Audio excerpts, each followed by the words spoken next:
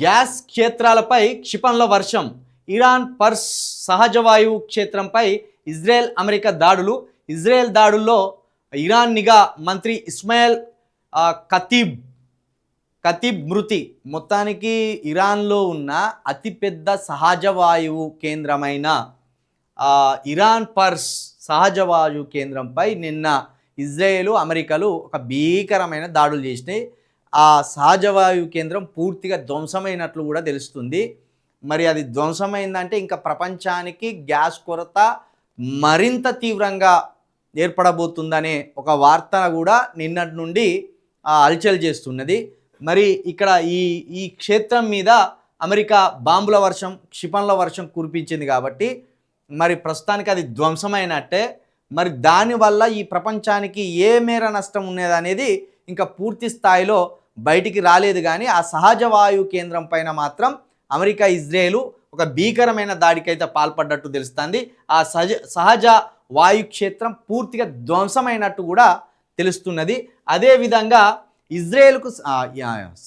ఇరాన్కు సంబంధించిన అధినేతలు ఒక్కొక్కరిగా ఇజ్రాయెల్ అమెరికా దాడుల్లో కుప్పకూలిపోతుండడం కూడా ఇక్కడ మనకు కనిపిస్తున్నది. నిన్న లారిజానీ మృతి చెందిండు.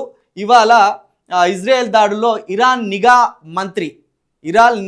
నిఘా మంత్రి ఇస్మాయిల్ ఖతీబ్ కూడా మృతి చెందడం జరిగింది. ఇప్పటికీ ప్రధానంగా నలుగురు పెద్ద తలలు కూడా అమెరికా ఇజ్రాయెల్ దాడుల్లో ఇరాన్కు చెందిన 4 పెద్ద తలకాయలు కూడా చనిపోయినట్టు కూడా మనకు అర్థమవుతున్నది. ఖమేని కుమారుడు, అదేవిధంగా లారిజన్, ఇప్పుడు పోతే ఇస్మాయిల్ ఖతీబ్, ఈ నలుగురు కూడా ఇజ్రాయెల్ అమెరికా దాడుల్లో మృతి చెందడం జరిగింది. మరి ఇప్పటికైనా అటు ఇరానో, ఇటు ఇజ్రాయెలో, అటు అమెరికో తగ్గితే బాగుంటుంది. ఇక మరి ఆ విశ్వగురువు గారు ఉన్నారు కదా, మనకు విశ్వగురువు గారు అడుగు పెడితే యుద్ధాలు ఆగిపోతాయనేమో మనోళ్ళు చెప్తున్నారు. కానీ మరి అంత విధ్వంసం జరుగుతున్నా, అంత పెద్ద తలికాయలు ఎగిరిపోతున్నా, మరి మోడీ గారైతే ఎక్కడ కూడా యుద్ధాన్ని ఆపమని ఒక ప్రకటన కానీ కనీసం యుద్ధాన్ని ఆపడానికి చర్యలు కానీ చేపడుతున్నట్టు ఎక్కడ కూడా లేదు. కానీ మన బత్తాయిలు ఏం చెప్తారు, విశ్వగురు అంటేనే మొత్తం ఈ విశ్వానికి గురువు, అన్ని దేశాలలో ఉన్న ప్రపంచ అధినేతలకు మనోడే హెడ్ బాసు, మనం ఒక మాట చెప్తే యుద్ధం ఆగిపోతుంది అంటాను.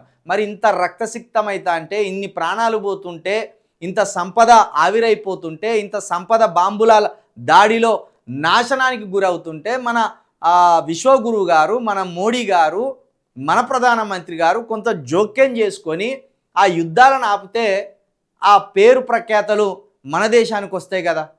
మరి ఆ పని చేయకుండా ఎందుకు మనోడు ప్రశాంతంగా ఏం జరగనట్టు సైలెంట్గా ఉంటున్నాడు అనేది కూడా మరి మన ప్రధానమంత్రి గారికే తెలియాలి.